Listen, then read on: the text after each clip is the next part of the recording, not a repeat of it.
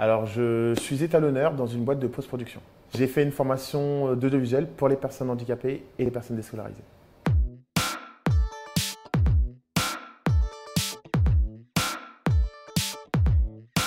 Moi, je suis atteint de polio sur les membres inférieurs. En fonction des situations, je suis ou en fauteuil ou en béquille. Je me suis renseigné au lycée, enfin les premières directions pour savoir ce qu'on veut faire plus tard. Moi, c'était l'audiovisuel qui m'intéressait. Je me suis renseigné et on m'a expliqué que ça allait être compliqué. On m'orientait, moi, sur des métiers dits assis, ça veut dire des métiers d'informatique, des choses comme ça, où on n'a pas besoin forcément de se mouvoir, où on n'a pas besoin d'utiliser ses jambes, quoi, on va dire. J'ai fait une formation JARIS, qui est une formation qui ouvre au métier de l'audiovisuel.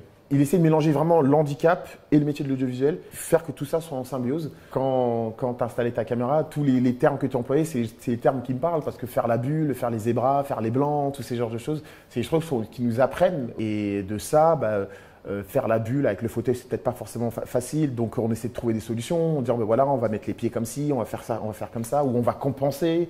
On essaie de trouver des solutions.